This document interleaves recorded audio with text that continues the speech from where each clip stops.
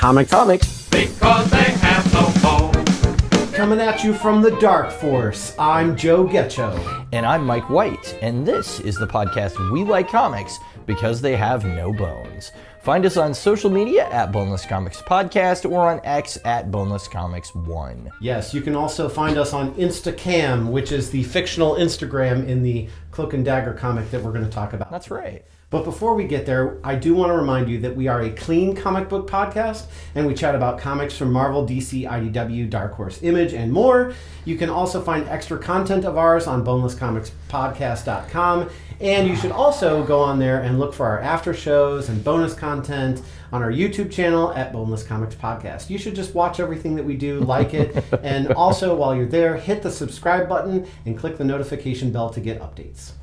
That's right, and if you're interested in even more bonus content, let us know in the comments on YouTube.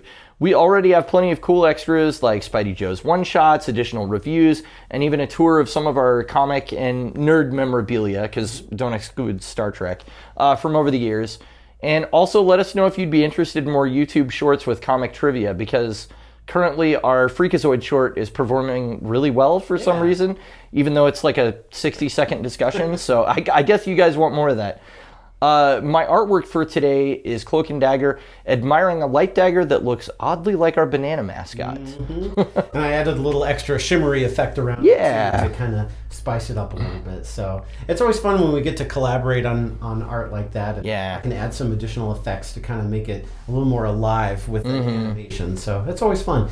It's only a couple seconds in our intro, but just make sure you check it on YouTube or look at our promotions on social media. You'll see his artwork there as well. So but getting into our review of Cloak and Dagger Shades of Grey, this collects Cloak and Dagger Volume 5 from 2018, I believe it is. Yeah, I think it's 2018. Issues 1 through 6. So this was written by Dennis Hopeless and penciled by David Messina and Francesco Manna. It was a digital Cloak and Dagger comic miniseries that was created to coincide with the premiere of the Freeform television series called Cloak and Dagger, which is an adaptation of the characters. But the comic is really more grounded in the comic universe, while the TV show is its own separate thing. So it's not like, just because this is a promotional item, it's not like you need to have watched the TV show to understand the comic. And if you have watched the TV show, but you haven't read the comics, this is going to be a little bit different for you. You'll probably be lost. Yeah, it doesn't tie into the show really at all. But the characters, as far as their personalities and what their powers are and things like that, if you have watched the show, you will have that familiarity. So that is a bonus. Yeah, so our characters today are Cloak and Dagger. Those are really the two main characters that we're going to talk about. They were created by writer Bill Mantlo and artist Ed Hannigan, and they first appeared in Peter Parker, The Spectacular Spider-Man number 64 in March 1982. If you get the Shadows and the Light omnibus of Cloak and Dagger stories, which is like all their early stuff from the 80s through like their appearances in New Mutants, there's actually something in the back written by Bill Mantlo where he's like, I wish I could tell you how I thought of these characters, but I just laid down and I couldn't sleep one night, and the idea of them like came into my mind fully formed. So he just was struck by inspiration, basically, and that's where he came up with the idea. But first we have Tandy Bowen, or Dagger. She was abandoned by her father and neglected by her wealthy but self-centered mother, who's actually a model, I believe. And so she came from kind of like a wealthy family that didn't really care about her, basically. So she runs away from Cleveland to live in New York City as a teenager. And they have to go to New York City. We should just get this out of the way now because they're going to debut in Spider-Man, so they've got to be in his city. So that's why they both end up there. Yeah, we talked about that in the last episode. Where it's like there's so much going on in New York City in the Marvel universe. Like pretty much, 75% of the heroes are all in New York City somehow. Yeah, so I wasn't actually clear if this story was taking place there or not, but that's where they get their origin. So she ran there as a teenager. There she was saved from a mugger by Tyrone Johnson, and Tandy befriended him by buying him food. However, being really naive, she followed Simon Marshall, a man promising food and shelter to runaway teens, into a trap. Simon Marshall, a Magia mob boss. So the Magia are like a fictional mob organization in the Marvel Universe. Instead of the Mafia. Right, yeah. Yeah, basically, but still basically the Italian Mafia. That's kind of what they are. Simon Marshall is one of their bosses. He was actually testing a new replacement for heroin on runaway teens. So most of the kids died from exposure to the drug. However, Tandy survived, her latent mutant gene being activated by the drug and the interference of the demon Despair, which is spelled D''Spayre. So we're really getting on the nose here. Yeah. Before I go on, I should say that when I did some digging, I found out that certain writers want to say that she's a mutant, and certain writers want to say no, the Cloak and Dagger are not mutants at all. So depending on that writer's take, they retcon that out, or they go back to it, basically. And so for whatever reason, she had some kind of gene that was activated by the drug. That's the important thing. It's like she may not be a mutant, she's a mutate. Yeah. And that's, different from being a mutant, or is it close enough? And yeah, they've had stories with Spider-Man like that too, where they tried to say that, like, well, he is a mutant because of what happened to him, but it doesn't really matter for our story. No, it doesn't. Those things that people will argue about. Yeah, so I just didn't want people in the comments to be like, wait a minute, she's not always a mutant. So yeah, I know that, but for the purposes of telling her origin, it's just easier to explain it that way. So after she got exposed to this drug, she became Dagger, gaining the ability to harness the light force. And she can form energy constructs out of light, primarily taking the form of light daggers that she holds in her hand and throws. She also has the ability to purge toxins from a person's bloodstream, curing them of drug addiction or some illnesses. And finally, she's able to project her light in a diffused manner, feeding Cloak's hunger or illuminating a dark area. So we're going to get more into Cloak's hunger here in a second, because our next character is Tyrone Johnson. And he is Cloak. So he was raised in a poor South Boston neighborhood. Tyrone was actually a really good student, but he suffered from a severe stutter. So at the age of 17, he and a friend Billy witnessed a store robbery that ended in the murder of its clerk. So while the criminal ran away, Billy also tried to escape, fearing that the police would nab them for being in the wrong place at the wrong time. Once the police arrived, Tyrone was so nervous that his stutter intensified, and he wasn't able to communicate, so the police actually shot his friend Billy. And Tyrone fled to New York City, fearing the police and blaming himself for his friend's death. So not a great origin story for him, But arriving in New York, Tyrone met Tandy, but being more street smart than her, he instinctively saved her from an attempted mugging. And when she followed the Maggia boss, Simon Marshall, he actually was not as naive as her. He was kind of like, something's up with this guy. So he followed to see what was going to go wrong and to protect her. But when Tandy was infected with the synthetic heroin, so was Tyrone. So he also got the treatment. And he too had latent abilities brought to the surface, but he was engulfed in darkness and inflicted with an incredible hunger, which only subsides when he's near Dagger.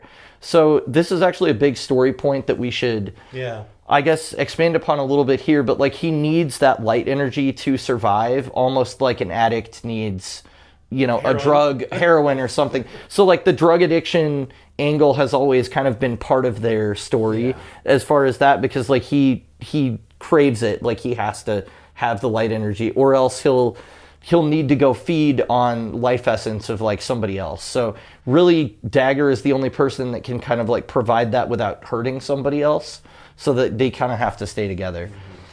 So he actually covers up his darkness with a makeshift cloak that he just found, I guess, and he harnesses the dark force energies in order to access another dimension, one which he can absorb opponents in or even teleport through. So when people are consumed by his darkness, they often feel cold and numb, and Cloak is capable of draining their life force energy even to the point of death. He can also project his field of darkness away from his body, becoming many times larger than himself. So yeah, he can just cover a whole space in darkness if he so chooses. So together, Cloak and Dagger decide to wage a war on crime, and they sometimes do it with lethal force, which is something that we're going to get into. So they punish drug cartels and pushers with a focus on keeping other kids from going through what they did. And just to give you an idea of what their earliest adventures were, Spider-Man was kind of trying to steer them onto the straight and narrow, but they do murder Simon Marshall, and they actually do murder Silvermane, who was in a cyborg body at the time as well. So there's, as well as some low-level drug pushers. So they have a little bit more of an edge to them than some of the other superheroes that we've talked about. Especially those light daggers. I mean, it's kind of hard to hit somebody with a dagger and Yeah, right, exactly. But it's interesting because they didn't downplay it to make like, oh, it's just an impact that knocks them out. No. It's like she can literally, throw them and stab people. And then Cloak, it's like he's transporting them to another dimension. Yeah. Where he can steal their life force or just scare the crap out of them, like literally. Because there's one person that is like doing a petty crime and so he just kind of absorbs them in the cloak and dumps them out in the street. And he's like, going through the dark force is punishment enough. So it's not a happy place. So just a couple of preceding events to kind of get us into our story for today. Back in 2012, there was a story called Spider Island that featured, there was a version of it that featured Cloak and Dagger. So there's a lot of various Spider-Man instances like Spider-Geddon and Spider-Verse and Spider Island, where you have different versions of different characters kind of seeing from their perspective. So there's a mini-series with Cloak and Dagger, and basically what's happening is there's a spider virus that has infected New York City. Not going to get into that, but it does go into Cloak and Dagger, having different views on their roles and how they should use their powers. And this is sort of the start of the split of the two characters. So then fast forward to 2015 in the Amazing Spider-Man issues number 6 through 8, they both get corrupted by Mr. Negative. And basically he is able to swap their powers and transform them into enforcers to do his bidding. So I just wanted to add one quick thing. Mr. Negative received his powers from the same drug that Tandy and Tyrone did, so he's tied into their origin. Yeah. He's kind of part of their backstory and one of their recurring villains. Yeah, so he's an important character in their history. But essentially, Spider-Man, and friends save the day, but this is kind of like another strain on their relationship. So I do want to give a quote from Dennis Hopeless because I think it's a really good way to sort of start the story synopsis. During an interview, he said, "The current state of Cloak and Dagger's relationship is one of the main driving forces behind the story. When we open, they're further apart than ever, and the new status quo is still uncomfortable for everyone. Then old memories crop up, like old memories always do, and they're yanked back together. It's a lot of fun because we get to dive into their long history together. We spend some time with them in the early days when their powers and partnership were both still new and terrifying." So if you are fans of Cloak and Dagger, this is like kind of a long run of their being driven apart for storytelling reasons so that we can have, a story like this. So just kind of, prefacing it with that's kind of what's happening. Because I feel like when we start off, it's like, well, these two characters need each other and they've always been together. Why are they apart? Right. Kind of like a, Jessica Jones and Luke Cage thing. If you're used to them being an item and then you watch or read something where they're not, you're, confused. So right. Just throwing that out there. So anyway, our actual story for today is that we're finding out that they're spending some time apart. Tandy is working as a detective. Tyrone is working as a bodyguard. So they're actually kind of in different fields right now. So they're not really seeing as much of each other because of, everything that's been going on. So Tandy gets involved with an investigation into a series of mysterious murders where people look like they've had the life sucked out of them, which Mike said earlier, that's something that Tyrone can do, is he can drain them of their life force. And so she's seen this before, and when she sees the dead body, she thinks that, Tyrone is probably responsible. So she's kind of avoiding him, not talking to him. She's scared that, he's doing something and he's out of control. But for some reason, she thinks the best thing to do is to maintain their distance instead of going there and trying to help him out. Like, that he needs to feed on, the light force energy, so why not help him out? But we'll talk about that later. Anyway, we find out that these deaths are actually linked to an old friend from their past, a guy named Gray. So now we have, black and white with Cloak and Dagger, and now we have a guy who's gray, mysterious, who they believed was long dead. But then we find out Gray has this power to cause brain fog. He can make people see hallucinations of like their inner fantasies, and then he actually can steal their life force, leaving them completely drained. So the effect must look the same as the draining effect caused by the Dark Force, which is why Tandy first suspects that Tyrone is behind it.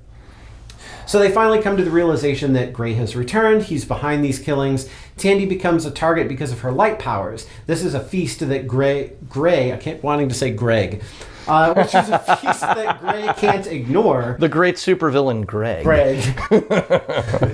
His name is Gray. He is a formidable villain, so we should be serious about that. That's right. Yes. So anyway, they confront him head on, and Tyrone gets trapped in one of Gray's illusions. He believes he's confronting Tandy, but then Gray makes a misstep. So basically what happens is Tandy's kind of able to see through a lot of the illusions, I guess, because of her power with her light force. So it's harder for him to fool her. And at one point, she's like, "You're making this stuff up." And he's like, "No, I don't make it up. I just kind of bring it to life, what's inside people already." But then he kind of has this idea of like, well, what if I did make it up? What if I actually controlled them? So he tries to control this version of Tandy who's talking to Tyrone, saying that, oh, our relationship will be easy and without conflict. And that's a dead giveaway to Tyrone, who's like, she would never say that. So he basically zaps Gray into the Dark Force and ends his reign of terror, and everybody doesn't live happily ever after because Tandy and Tyrone still don't go back together. It seems like Tandy's got somebody that she's interested in, Tyrone's got somebody he's interested in, but they at least acknowledge that they still do need each other in each other's lives, mainly because, again, Cloak has to feed on that light force every so often. And, they kind of need each other that way. And just to kind of help balance each other out, but they're still on separate paths. So we don't quite go back to them being in a relationship, but it is strengthened from when we started. Yeah, it's Tandy is dating, which I actually did not pick up on. It seemed more like an ex-boyfriend or something, but I think the detective's name is Ikeda. Yeah. And then Tyrone has been attached to another bodyguard that was helping to protect this hip-hop artist that they're protecting. But their thing didn't seem... It seemed more casual, like they weren't really that serious, so... But that is our story for today, so watch this short clip and we'll be right back to discuss. I suppose the best place to start is with a story. A story of a girl who looks like an angel and a boy who moves like a shadow. That sounds crazy. There are things that I can do. Look who's been practicing. No, you don't gotta believe in me, nothing can stop me. I make knives of light. I'm giving people something to believe in, I'ma show them freedom like a boat. I'm making the city a better place. I know what you're gonna say, it's stupid and dangerous. What I was gonna say is, why didn't you ask me to help? You and me saving the world, Running away from bullets, risking your life. put my family in danger and Tyrone! They're coming for you! What do? fight it. Man needs a blade for that. I'm lucky I have you. Me too. Execute Order 66. That's a little more evil than our character today. Yes, a lot more. If you're not watching on YouTube, then you can't see me wearing a cloak. It's actually a Jedi robe, so I'm kind of repurposing it, but, we're reviewing Cloak and Dagger, so I figured I'll wear a cloak. And then I also have a Marvel t-shirt on it with Spider-Man hanging upside down. Because they first appeared with Spider-Man. Exactly. So this is why you should check us out on YouTube. Even if you've already listened to the podcast episode, just go and watch it again on YouTube. So you can check out our sweet, sweet apparel. Exactly. I always like to lead off the discussion with what is your prior knowledge of these characters before reading this book? Yeah, so mine was through reading Spider-Man. Yeah. I don't remember when or what I was doing or when I read it, but just in reading Spider-Man's history, came across them at some point and their origin. And then just kind of from there, either seeing them like the TV show or just as guest appearances. I mean, they've made quite a bit of appearances, both on their own and then also in other properties, not just Spider-Man. So they have a pretty good history. So they're kind of easy to run into, I think, if you're reading Marvel. Yeah, they're kind of easy to run into, but they always tend to not get an ongoing title. It's always like a mini series or something like that. So it's kind of like Marvel's like, they sell a little bit. We know they have their fans, but we don't want to put our full weight behind them. And it's always kind of been that way since they first debuted. But I looked on the Marvel Wiki before this, and they have like 250 appearances in comics. So for characters that have been around since like 82, that's actually pretty good. Yeah. Given that, they haven't had their own ongoing series really ever. So that's kind of a big deal. But all their early stuff was kind of like mini series. And my history, it's funny, I thought you were going to say the TV show was the first place you ran into them, oddly enough, but my history with them is I was reading New Warriors in the 90s, and they were kind of like off on the side somewhere doing something where they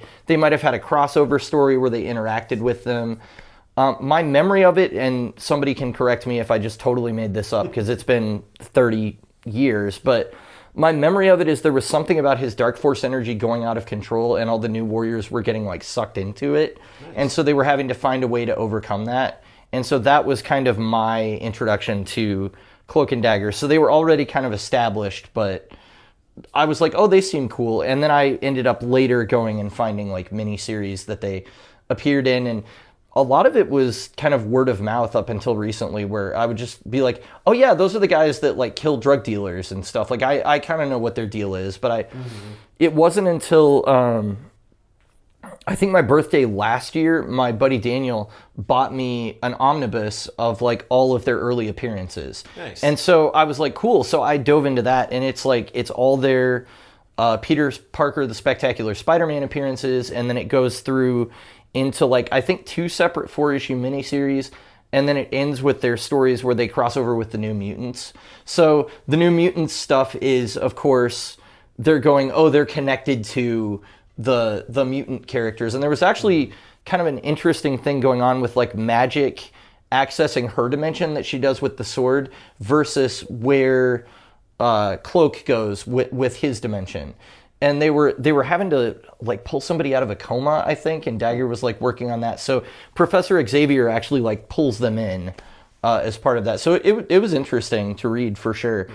But I'm definitely more familiar with like the older place of the characters where they were kind of, you know, taking down drug dealers, and they would fight supervillains, but it was more like, we're on this drug case, and then we also ran into a supervillain kind of thing. They weren't really going out there and trying to be Avengers or anything like that. So, because in New York City, I'm sure there's a villain like literally on every street corner. Yeah, even. yeah. Well, because I mean, there's some kind of super-powered hero on every street corner too. So. There really is. So this comic in particular, I actually picked up from the bargain bin. It was about $8. And I was like, you know what? I remember reading Cloak and Dagger and liking it. I think I got 2 of them. I have the next volume. And so I was like, I'll just pick this up. It's, you know, just a light read, and it'll be fun. And hadn't really got a chance to read it since I got it out of the bargain bin. I want to say like a year or 2 ago. So it was perfect because when we were looking at what to review this season, I was like, you know what? I'm going to throw stuff on there that I've bought that I haven't read yet.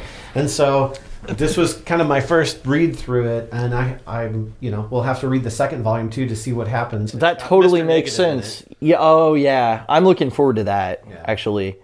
Yeah, that totally makes sense. I have a stack of comics in my room that are like, these are things that I've bought that I have yet to read, and unfortunately, Saga Emerald Beyond has been taking up all of my time on the PS5, so I haven't been reading as much, but yeah, I've always got stuff that I'm like, oh, I want to work through that. But then there's always the push and pull of like, well, I also co-host a comic book podcast, so like I want to make sure that I'm dialed into what we're reviewing, you know, so that I'm not like confusing myself with other stories too. So there's kind of a balance there that I'm still trying to figure out. But yeah, I've always kind of liked them for whatever reason, and I've never, like up until last year, I'd never really read solo stuff of theirs as much. So it was cool to see their origin more told through their point of view as opposed to them being supporting characters in Spider-Man. Yeah. You know?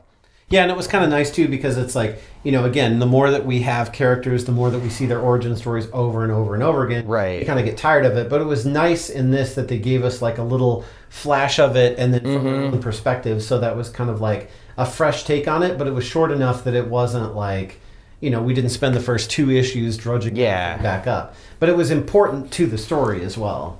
There are some retcons that happen in this story, mainly just the inclusion of the gray at all.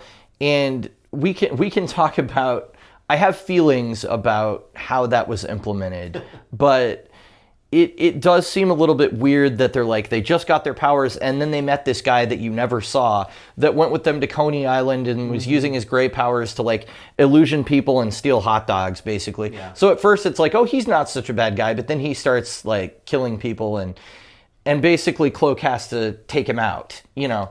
And so the way that Dennis Hopeless wrote it is like, well, that was the first person that they killed and he didn't know that he could kill people. And so Tandy was like so horrified by it that she blocked it out.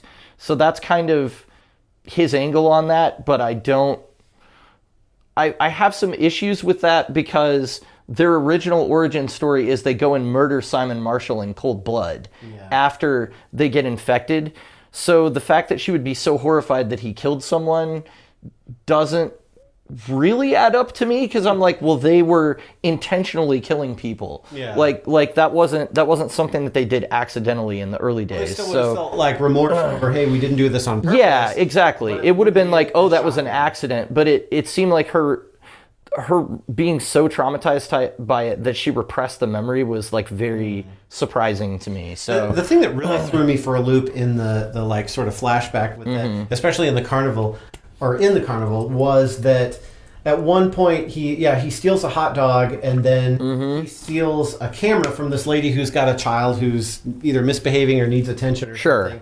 And they're like, oh my gosh, you're stealing from, mothers now. That's not right. And he's like, oh, it's no problem. We'll give it right back. And it's a Polaroid camera. He takes a couple Polaroids, gives them the pictures, and then returns the camera and says, oh, I'm sorry, you must have dropped this. Here's your camera. And I was like, what time period are we in that we have Polaroid cameras just on, every person that we can steal and take pictures? So it's funny because this is great because we don't have anything about this in the notes, but I like that we're talking about it. There's something with comics called the sliding timeline that always takes place, and because it doesn't make sense for us to have Cloak and Dagger looking like they're in their early 20s or whatever, whenever they've been around since 1982, right? Sure. But a lot of their early stories were in the mid to late 80s, and then throughout the 90s, they were pretty popular as well. So that time period is kind of what I associate them with. Right. So it made sense for me to do that flashback, except that later in the story, they say that they've been operating for about 10 years.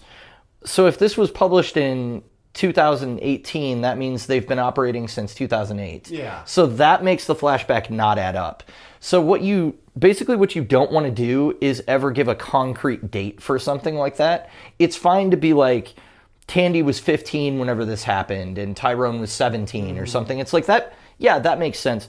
But don't give us the actual year, because then you start to ask too many questions. It's like that, there's something I've heard them talk about on the Pinsky podcast, which is a Star Trek review podcast, but they talk about like the narrative cone, which is like, you don't want to give the viewer or the reader information outside of this cone, because then they start asking too many questions. Yeah. And so the year that things take place is one of those things that I'm like, yeah, maybe don't do that, because we have to accept that Captain America always came out of the ice in like whatever the most recent war that America was involved in. So, it started to be like, well, he came out of the ice in the 60s during Vietnam.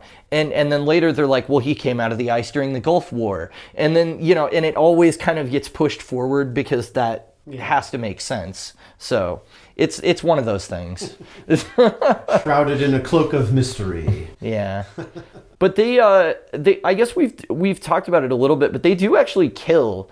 And I would say that they actually kill Gray in this story as well, because he gets absorbed into the Dark Force and he doesn't let him out. So if he's not dead, he's basically in a limbo dimension there actually is a demon in there that's like hunting people. That's something that I read in his backstory on the wiki, and I can't remember the name of it. It escapes me. But yeah, like it's not a good place. So if he's not dead, he might wish that he is, and it might be better if he actually was. But their methods are a little more final. So well, he's the only one they do that to, though. They don't. It I is. don't think they kill anyone else In the story, In this story, they don't. Yeah. Yeah. In fact, there's like a whole theater of people are kind of Mm-hmm. possessed by Gray, and Cloak and Dagger go out of their way to make Mm-hmm. sure that they don't hurt anyone because these people aren't at fault. So it's like they do have a moral code, if you will, of Right. you don't kill innocent people, you watch out for collateral damage, you only kill the bad guys. Whereas some others, and that's where you get more into anti-heroes. Where Yeah. it's like, I don't really care if you're, whatever. They'll just kill them anyway if they get in the way, that kind of thing. Well, it kind of makes sense to me too because their violence, it feels like they use it more like a scalpel, and whereas the Punisher is like a grenade launcher. He's Anyone like who's connected to them, but he Yes. still has his moral code. He does. Anyone who's not connected to it, I won't hurt them. Right. If you're associated with it even a little bit, Yeah, he'll kill you. So, I mean, that's why we have scenes of like the Punisher blowing away rooms full of people and stuff like that. So I don't want everybody to get it wrong and be like, oh, they're just another anti-hero. They're almost like they are superheroes. They're not anti-heroes, but and maybe, I mean, you could question whether or not they're even superheroes, really. Are they just vigilantes? Are they not like superheroes? Because they're not going out there like looking to save people from burning buildings and all that kind of stuff. Like they're very laser focused on what their thing is. Yeah. Kind of like how Daredevil stays in Hell's Kitchen and he's like, this is my territory, basically. They're kind of like, we go after people associated with drugs, and that's mainly their push. Right. It's just that in this story, there's somebody from their past that kind of comes back and pulls them into a string of murders. But I wouldn't say it's a moral code per se. Yeah. But it's more like we would look at it that way of they're only focused on the really nasty criminals. And when you read the story, you're like, oh yeah, they got what was coming to them. Like you're never just like, oh my gosh, I can't believe they just killed all this. Right. Anything like that. But in this story, there really isn't any killing. No. And you could even argue that Gray, he was presumed dead once already. So yeah. can you really kill somebody who you thought was already dead and somehow came back? Which they never explain how he came back. They didn't. So do you want to talk about Gray for a little bit? Because Gray I have some issues with, mainly because they never really explain how he gets his powers. And I looked again on the wiki because I was like, maybe I'm missing another story. Maybe he debuted somewhere else. He only has 5 appearances, and all 5 of them are in this miniseries. So this is the only place he shows up. You don't really understand, like, was he part of the same drug experiment as them, or like, where did his powers come from? We don't really know anything about him except that he befriended them after they got their powers. And then he was kind of acting criminal, and eventually they had to part ways, and Cloak accidentally killed him. So I was wanting a little more like, who is this guy? And like, why is he coming after them so hard? It kind of seemed like, well, you guys screwed me over a few years ago, so now I'm mad and I'm just gonna like mess with you. And I mean, he also is power tripping on his abilities too, where it's just like, he kind of enjoys just looking at people's dreams or nightmares and bringing them to life and stuff like that. But all this time passes. Right. He knows that Dagger has this light power. Why Exactly. does he wait so long to go get that light power? What was he doing? Was he recuperating, regenerating? Was he a fog like Silver Mist? And he had to rephase, or what? Yeah, I mean, we don't get any of that, so we don't really know what he was doing all this time or why he Planning chose his revenge. Yeah, this minute. Yeah, for like. Well, only 10 years? Only 10 years. Yes. Yeah, exactly. Not from the 80s to right. 2018. I was gonna say for 40 years. For 40 years, I've been planning my revenge. He felt kind of, as far as his personality, he was definitely more entertaining of a villain, like his personality and visually, than Silver Mist was last time. Like he had a little bit more going on for him there. I mean, he looked cool, which is definitely helps in comic books like this. But I really I wanted more explanation of like what his deal was, because it seemed like he kind of came out of nowhere at them, and it's like, why now? What have you been doing? And they kind of ill-defined the way that his powers work too, where it's like, well, what actually can he do? I guess he can feed on light force or dark force energy or something. It seemed like life force in or general. just life force, I guess, energy in general. But he seemed to be gunning for Cloak and Dagger specifically just because they hurt him a long time ago. And I don't know. They give us a couple like little clues because I think they said that he's been feeding to kind of get his powers back after what happened to him. But then again, when the detective is like, I've seen other corpses left behind like this where their energy was drained. There's like, I don't know, 5, 6, maybe 7 of them. Yeah. But I got the feeling they were all kind of more recent. So, but that would have made sense that like since then, not since the 80s, but since like 10 years ago, he's been slowly feeding on people as he's been gathering strength. And now that he's back at full strength, now he's taking his vengeance on them, which that would have made sense. But they also said something about he's been driving a wedge between Cloak and Dagger for a long time now. Sure. Slowly behind the scenes. And now that they finally like separated and don't want to have anything to do with each other, now's the time to strike. So I don't know if it was too subtle and maybe they should have leaned into it some more, but it was like just one little line. I actually would have really appreciated that being blown up a little bit more. Yeah. Because one thing that I was I didn't know the Spider Island context coming into this. So I was like, why are they not together? Like, what happened? And so them being, and not only not together, but Tandy at the beginning seemed to be like, he's just calling me because he needs to feed. Yeah. Like, I'm so sick of hearing about his feedings, so I'm not gonna go over there. And I was thinking, like, that's cool and all, and I know that you're feeling used, but also like he can kill people if he doesn't get this energy. Yeah. So it's kind of like life-threatening for him to not feed. It's not like he's an addict and he needs to wean himself off of it so he can be clean. It's like literally the way that they got their powers. Yeah. There's no choice but to take this light energy, or he'll either go crazy and start killing people, or he won't be able to control the dark force. And it's like, it's not his fault. No, it's really not. Although it is interesting because one of the things I did really enjoy about Hopeless's writing style is that he has more narration in the characters' heads than actual dialogue on the page, which I noticed right away because I was like, oh wow, they're not actually talking to each other that much. It's all kind of their internal monologues. That was cool though, because you do get a little more of Dagger's perspective where it's like, well, she does kind of feel like she's being used, especially now that they're like not dating anymore. How would you feel if like you had to keep going to your ex's house to give them an insulin injection like every week or something, and maybe your relationship ended badly or something? It's like, well, I don't want you to die, but also it's kind of stressful and awkward for me to keep coming around you all the time. And of course it becomes more complicated because we see into Tyrone's mindset, and he wasn't ready for the relationship to end. So he's more of like the, I'd like us to get back together, and he's even like hiding in the shadows a couple times when she's fighting just to like make sure that she's okay and all this stuff. So he's a good guy, but it feels like he was more hurt by it, and she's more like, I just want to move on. So it was kind of an interesting dynamic where like I can kind of see why they did it for the drama of the situation, to have conflict between the characters, but it definitely was not what I was used to, and it took me a while to adjust because I was just like, why is she being so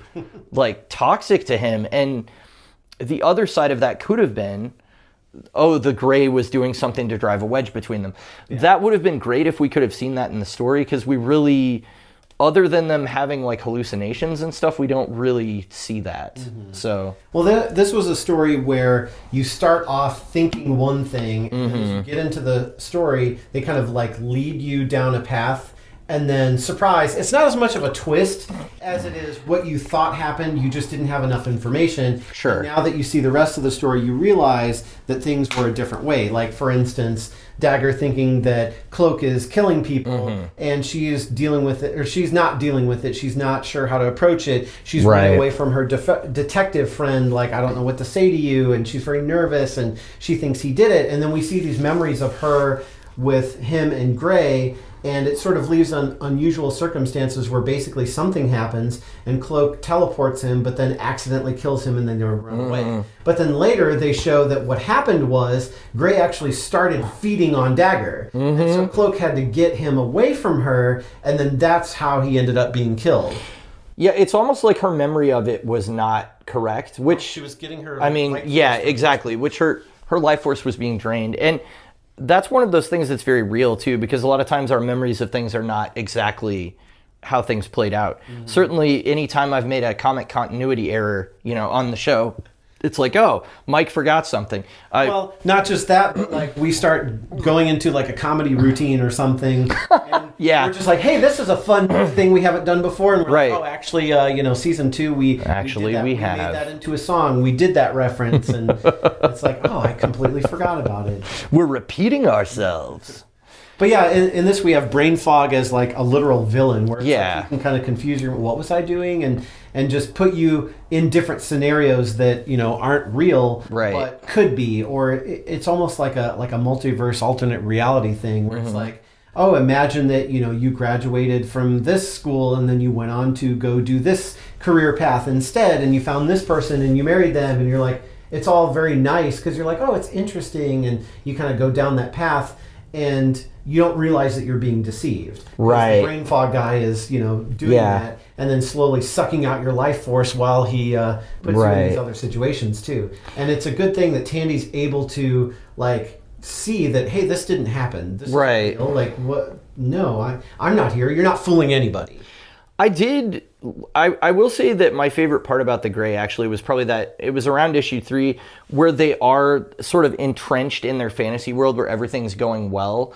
I remember that they did something similar on the Cloak and Dagger show where they were in some kind of pocket dimension inside his cloak in one of the episodes, I think, and they were experiencing events that didn't actually happen. But that was cool because you get, again, for somebody that's not been a long-time reader, there's a little bit of refresher of like, oh, Tandy used to be a dancer. She was a ballerina and she was like really good at it.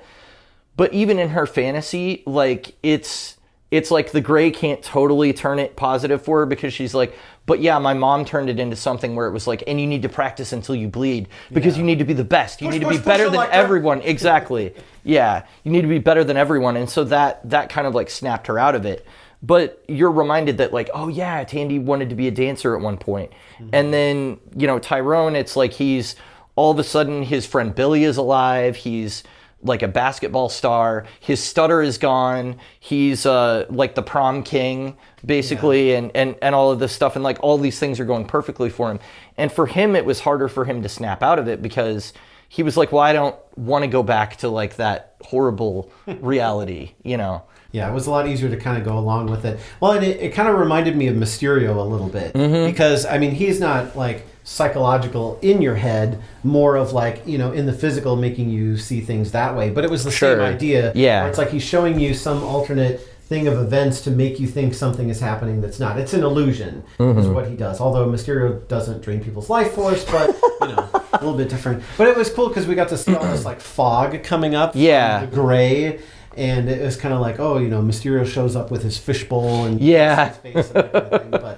But yeah, a lot of deception with the characters. But it was kind of neat to get a little bit of that in the story where you thought that maybe Tyrone is, because he's not getting this light force energy, maybe he is accidentally killing people. We don't know at the beginning. Yeah. And so you're kind of on Tandy's side, like, well, we need to figure out what's going on here. Of course, she kind of runs away from it and doesn't deal with the issue. Yeah. Which that kind of seems to happen a lot, I think, in this, where something's going on and they just turn away and they run away from it, which, I mean, Cloak and Dagger have been in the runaways. And they literally are runaways.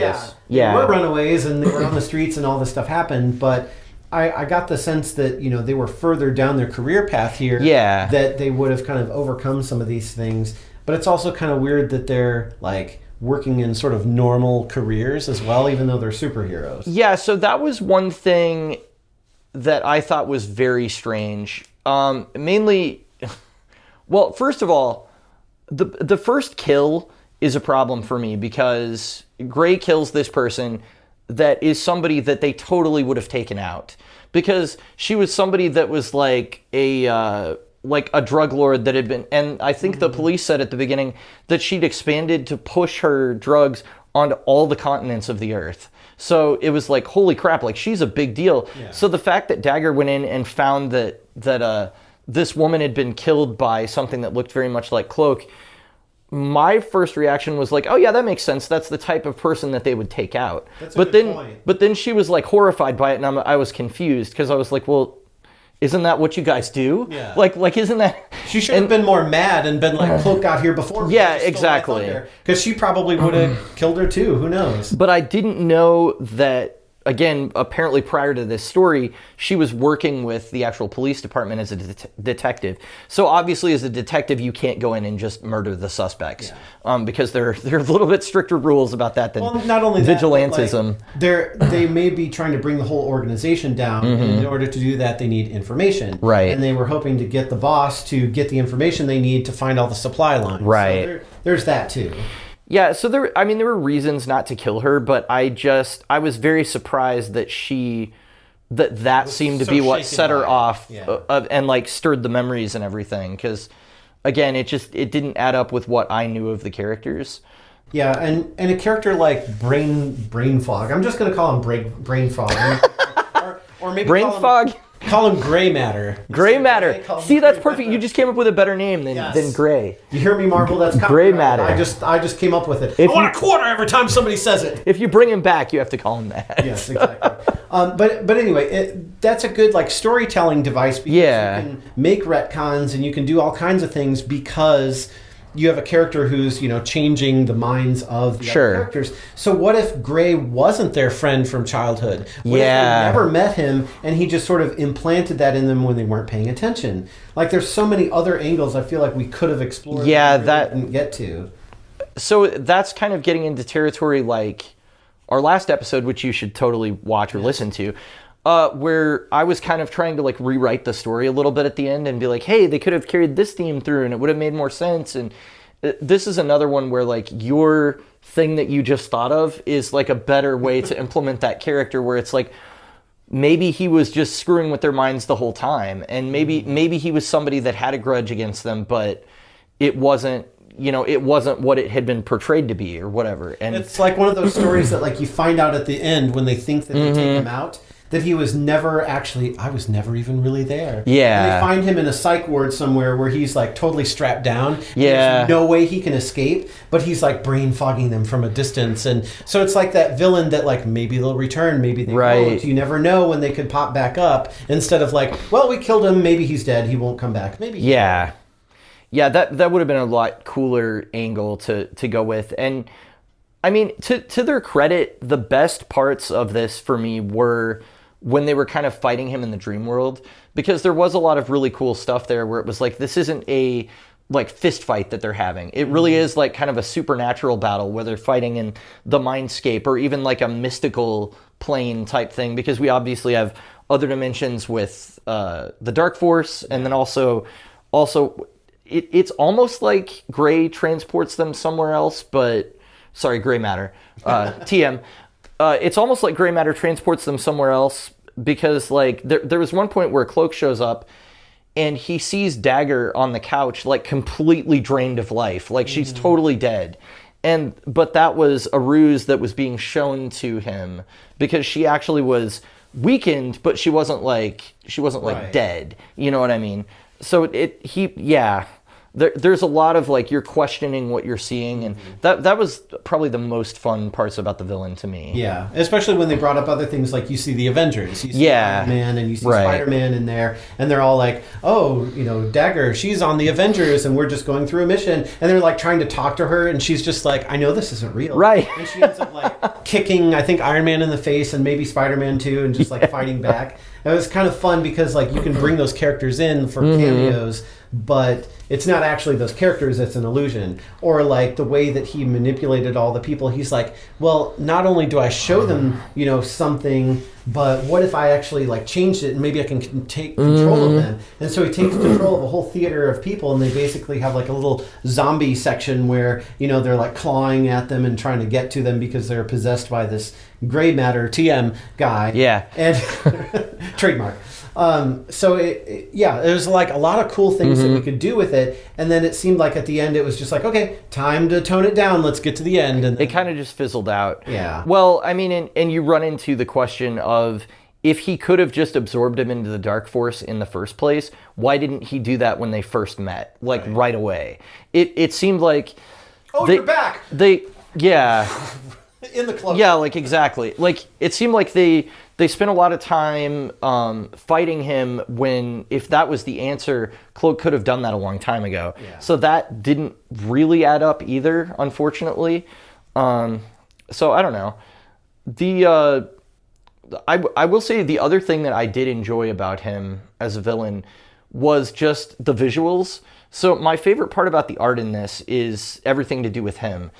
But unfortunately, I think it falls more on the colorist than it does the actual penciler. Because I really liked whenever they were doing the flashbacks where like Tandy and Tyrone were seeing things that weren't real, how everything behind them except for them was gray. Yeah. It was like, oh, that's cool. Like, what a good way to show it. Like, oh, they're in this weird mind space, and so all the stuff that's fake is gray. And I thought that was really neat where they did that for a couple pages. And the colorist did a lot of the heavy lifting for that. But as far as like the designs for Tandy and Tyrone, I really do not like their new costumes at all. In this, I don't know if this is like old man yelling at Cloud on the Simpsons thing or what, where I'm like, it's not the way it used to be, you know, but I'm just so used to that like dagger cutout on the front of her costume. And he swapped the lines that are normally on the cloak and put them on the inside of his outfit. Yeah. Which was kind of seemed like a shortcut to me, because most of the time you don't see anything inside the cloak. So it was almost like, well, this is easier to draw basically than the way their original outfits were. And there are probably some reasons for that. When I did research, I found that David Messina has done a lot of work in animation. So when you're doing character designs for animation, the idea is simplify, simplify, simplify, because we're going to have to draw this, you know, at 24 frames of an animation of this character. And so you don't want every single detail in there because it's just too much. Yeah. So it kind of felt like that, where they had kind of like dialed it back to an animation style. And I mean, unfortunately, what I felt was like, oh, this looks like a digital comic to me. It looks like something that was produced for the internet or for, you know, a little bit less budget. But then again, the colorist was kind of punching it up in certain areas, like all the fog and stuff from the gray and stuff. Like everything we could do with him was really cool. So I don't know. It was kind of a mixed bag, but I preferred the visuals to do with gray matter more than like Tandy and Tyrone in this. So I don't know. For the most part, like I felt like the art really complemented the story. You spent more time kind of in their heads, so there's not really any like splash pages. Yeah, or that's anything true. Like kind of major to really highlight the artwork. Although there is one part where there's a dog that's barking, and I forget what it says. What is it? It's like barky or. It's some weird thing that dogs don't like when you like wolf or bark or something. It was some weird word, but the dog doesn't even look like a dog. It's like some kind of weird like, is it a cat? Is it a ferret? Is it I don't even know what kind of dog it could be. It looks so weird, and I'm like, come on, there's one dog in this whole story. Right. You couldn't make it look like a dog. Just use photo reference. Yeah, exactly. Yeah, there was so nothing weird like Knuckles going. Yeah. Like in the Sonic comic. Yeah, so the art wasn't what I would call bad. It just wasn't to my taste, I guess, is the best way I can describe it. And it really would have, anytime they did a flashback and they were in the classic costumes, I was always just like, yes, this is how they're supposed to look, you know. And there's also, it's a really common trend in modern comics where they have the sort of like shaved side of the head hairstyle with the long hair on one side, and they were doing that for Tandy as well. And I was just like, I feel like I've seen this so much now that it's getting like a cliche. It's getting to be kind of a cliche. It's like certain periods of comics, like has a mullet. Yeah. It's like, okay, they're only cool if they have this hairstyle. Right, exactly. So it was just one of those things where I was like, oh, okay, we're going with that thing. But yeah.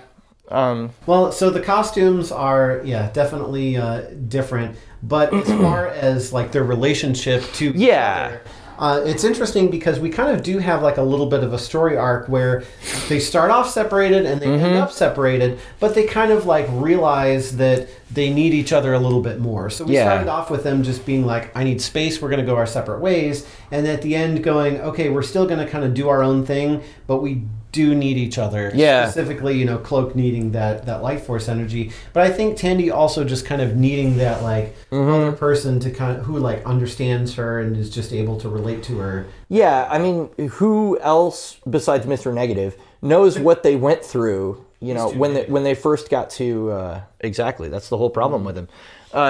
Who else knows what they went through whenever they first got to New York except Tyrone? Right. You know, I mean, that's so it really makes sense that they have this thing in common.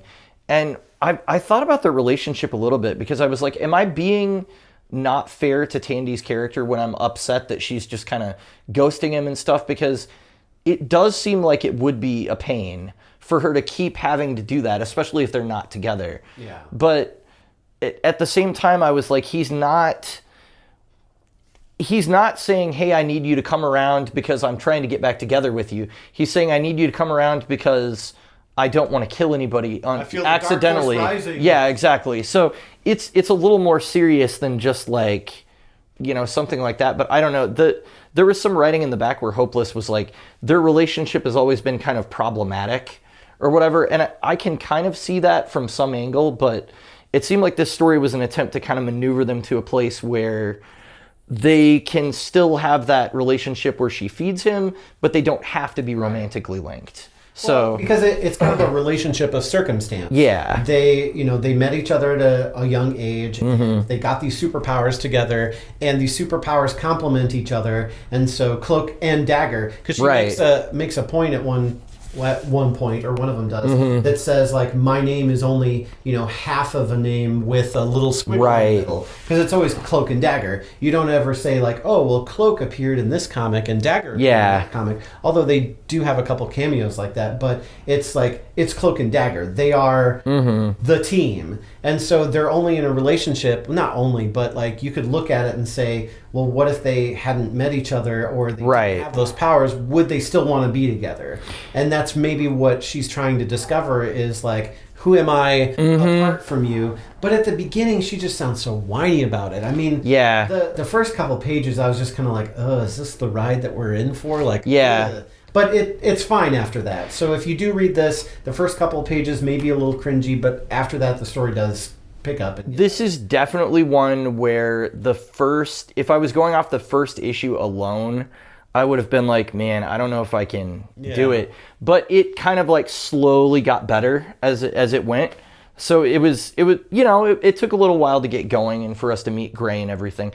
I actually was not terribly surprised that it was not Tyrone doing it, because I was just like, the way they're framing it and how she's shocked and everything, I'm like, they're not going to do that kind of character assassination, or I would hope not. Well, so although Gray could have been manipulating Cloak into killing these people. Exactly. That could have been going on too. Could have been something where he's still guilty, but, you know, against his will. There's so much like potential in this character, and you know, the ideas that Dennis Hopeless Hallam is dealing with. So it's a shame that some of that wasn't like, you know, fleshed out a little bit more. But I guess the only other thing I would say is, do you like the idea of them trying to exist within the comics apart from each other? Or, I mean, as far as like not being in a relationship, do you think that makes for better stories than them being together? Or I don't know that their romantic involvement necessarily, you know, detracts or enhances the story per se, because when we're reading something about superheroes, well, you know, also I'm, you know, a fan of Spider-Man, who you know, his first love gets killed, and then his, you know, other one is like, well, they get married but then they don't, and then there's weird things that happen there. One more day, and his original love shows up and now has Green Goblin babies, and, you know, all kinds of weird stuff. So having that sort of like romantic conflict is not new to comics. No. I think for a group, or for two characters like this, it's like, it's not necessarily integral to their story. And the more that you kind of mess with the formula, back to formula. And the more you mess with the formula, the more it's like, well, these characters kind of become something else, and isn't as interesting. But I think from a writing perspective, you almost have to break up the status quo in order to be able to tell new stories. I kind of just wish that we had used the fact that we had a character who can influence people's minds, that we would have used that to drive a wedge between them more so than just, I need to figure out who I am with you, because it sounds kind of, I don't know. It's kind of stock, but it's also, if you think about it over a 10-year period, it's like, okay, maybe this is the only person she's ever dated or something. And maybe it's like Kess on Voyager, where at a certain point she's like, I've lived like half my life on this starship and I've always been with you, Neelix. Like, I don't know anything else. And at a certain point, she's like, I kind of need to like grow up and be my own person and all that. And so I kind of understand, because Tandy was really young, she was a little bit younger than Tyrone when they met, that she would kind of get to a point where she's like, well, I don't know who I am when we're not Cloak and Dagger. So that makes sense that she has kind of a search for identity there. And then him being on the other side, he's like, well, I've always known who I am, so like I'm ready. Let's be in a relationship, that kind of thing. I think I don't know. I think the dramatic possibilities are probably better with them apart, but as a longtime reader of the characters, it stuck in my craw a little bit, where I was just like, oh man, just let them be happy. Let them have a little bit of happiness, man. So. Well, I think part of it too is like what you bring into the story as you're reading it, because I married my high school sweetheart, and next year it'll be 20 years.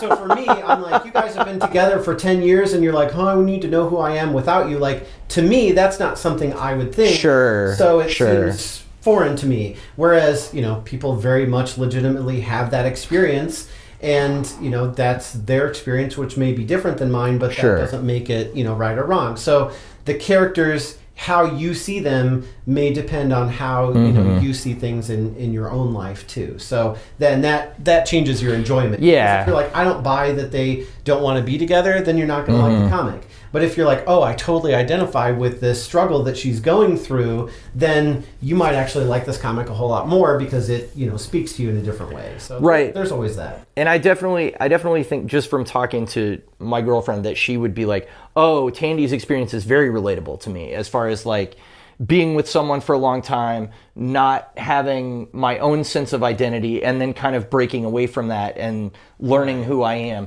That's something that I haven't experienced, but I've kind of like watched it play out with her. So that part, at least, I was like, okay, I need to be fair to Dagger's perspective at least a little bit, because she has been through something. The difference there is that like Cloak isn't like an abusive partner, so there wasn't like. But the point is, you're able to see something in the story that you're like, that's believable. Right, Whereas I exactly. Look at it and I'm like, this is just a writing thing. Yeah. Just different perspectives. Yeah, it makes sense. All right, I think we've talked about that enough, so. All right, well, we'll be right back. We like Comics. because they have no home. Welcome back, everybody, Flew back in. to Final Thoughts. Yes, or teleported, whichever you prefer. Sure. Is it okay if I go first this time? Go for it. So this one is really similar to the last one as far as where I'm going to fall in the rating, because this had a lot of potential going for it, and then a lot of unrealized potential as well.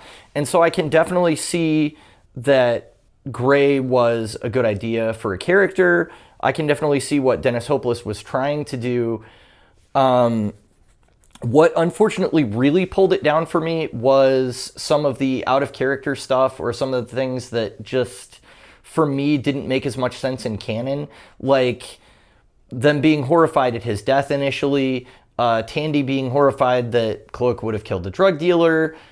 Some of those things just weren't consistent with what I know about these characters.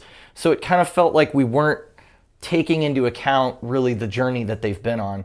And maybe they're at a point where they're not killing at all now too, which is fine, but still her reaction was so big, and the fact that reaction was so large that it like triggered a repressed memory, to me it was just hard for me to buy. So right away, like the beginning of the story, the sort of incident that set everything off was really hard for me to swallow as a story idea. So once I got over that and we kind of got into the rest of it, like I said, it started to kind of like steadily climb. But I think I'm going to land probably about where you did on Steelworks last time. I'm going to land at like a 3.25. I don't think it's quite a 3.5 for me. And I really like seeing these characters again. I really like seeing these characters, but there were enough things, especially once we started talking about it, where I was like, oh, they could have rewritten this and interwoven him into the division in their relationship better. And there were ways that this idea could have been implemented a little bit better. So it was enjoyable, and like I would actually be interested to see what happens with Mr. Negative next. Like that would be something that I would want to read. But I can't say that it was like a 4 or anything like that. So yeah, 3.25 for me. It's kind of funny because like I almost wish that we had read something with Mr. Negative in it, because then we could talk about opposites. How last time I rated higher, last time you rated higher, I rated lower, and now we're doing the opposite. Because I'm actually going to give this one a 3.75. So okay, it's not a 4 for me either. Yeah, a lot of the reasons that you mentioned, but at the same time, like I really enjoy Dennis Hopeless writing. I've actually read some other stuff by him before, and the way that he kind of like got us inside the characters' heads, and it was more focused on what the characters were thinking and feeling versus, just all the dialogue, I thought was really interesting. And then also sort of the like kind of giving you enough information to make you think one thing, but then showing you at the end that, well, actually, Cloak, wasn't killing them, and actually this guy Gray didn't get killed, and actually, it wasn't as much of an accident as it was that, he was feeding on Dagger and Cloak went to protect her, but she, didn't know because of what was going on. So I like those sort of like, subtle things of like making you think one thing, and then sort of, it wasn't like as much of a twist where it's like, actually the bad guy is the good guy who's friends with the bad guy, and so they're actually a good guy, and you're like, wait, what? Yeah. Or even with Silver Mist in the last episode where he's just suddenly like, you know what? I don't want to work with this villain anymore. I'm going to help the good guys, and we're going to come up with an inoculation in like 3 panels, and now suddenly it wasn't at that level of like a twist. But it was enough that it was almost like a thriller kind of. Yeah. Where it's like you think that someone is the killer, or you think it was the butler with the candlestick because you saw it on the page, and then you find out later, well, what you didn't see was this, and with that additional context, you're like, oh, so it was... What you saw you did not see? What you saw you did not see, yeah. Exactly. Flashy thing you, and then you don't remember anything. You're not going to flashy thing me, are you? Make it a happy memory. We should review something Men in Black. I believe that is Malibu Comics, and we definitely should. Sweet. Yeah, well, I'm glad that you landed on 3.75 and me at 3.25, because that makes a nice little 3.5 in the middle, and I don't have to do difficult math, so that's good. I was hoping you were going to give it a 3.5, though, because I was really hoping for that. Little edge. Yeah. Well, Steelworks would have been lower for us because you gave it 3.25 and I gave it 3.5. So I didn't go as high as you on that. So this still, we ended up rating collectively. I thought you gave it a 3.75. No, I think it was 3.5. I didn't go higher than that. That must be the brain And it was because of the... TM. Again, the kind of like the potential of the story versus what it actually delivered. And so I really felt the same about this.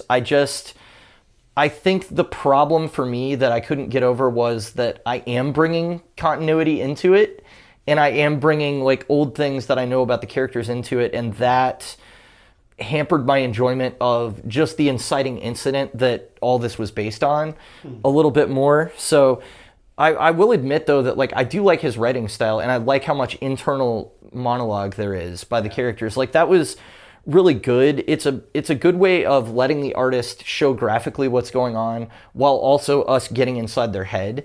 What I don't like is descriptive text boxes that tell you what you're seeing on the page. That's when I'm like, okay, this is a comic book. Then I moved through the shadows, and then I got my dagger ready. And we can see that. We can see what you're doing, so you don't need to talk to yourself about it. Yeah, so it was a good use of narration where it's like, okay, you know what medium you're in.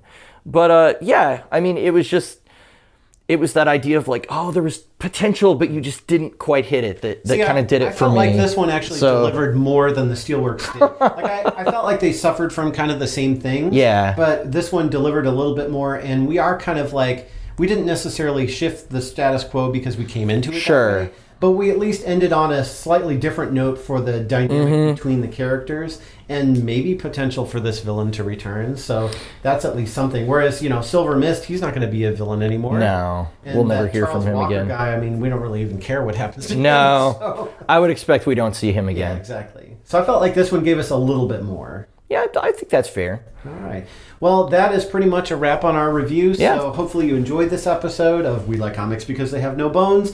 Make sure that you give us a 5-star rating or 5-banana rating on your podcast platform of choice. And also comment, like, subscribe, and all those things on YouTube. And make sure you give us the Vulcan salute for Live Long and Prosper. That's right. We're Trekkies. Or you can say hello there, and then I'll respond with General Kenobi for you Star Wars fans out there. You can say that to him. Yes. So Kenobi. tell us what you think of this comic by posting on social media at Boneless Comics Podcast or on X at Boneless Comics 1. X! Using the hashtag Boneless Comics Podcast for all your questions and comments. And I would really be interested to hear from people that are kind of on both sides of the fence. Have you read a lot of Cloak and Dagger? Have you read not a whole lot of Cloak and Dagger? How was your enjoyment of this story? You can find it on Marvel Unlimited's app. I mean, that's where it debuted, so it makes sense. I actually don't know that this exists as singles anywhere. So you're either going to read it digitally or you're going to get the trade, basically. Right. But as for next episode, we're going to discuss Pearl number 1 through 12 by Brian Michael Bendis and Michael Gaydos, published in 2018 by DC Comics under the Jinx World imprint. Yeah, that should be interesting. I be. think, no context going into it, so... all I know is that I've read something by Bendis and Gaydos before. That's much. it. So it should be fun next time. Thank you so much for listening, and... Look out! Whoa! Bamf! Bamf. He doesn't have a call when he pretty much is just brooding and mysterious, and then he's just like... Maybe it's silent. Would that be creepier if it's silent? Well, that doesn't really help for a podcast. I know. You hear a bunch of silence, you're like, what happened? Oh, they disappeared. You just hear an ill wind is blowing. That could have just been you, though.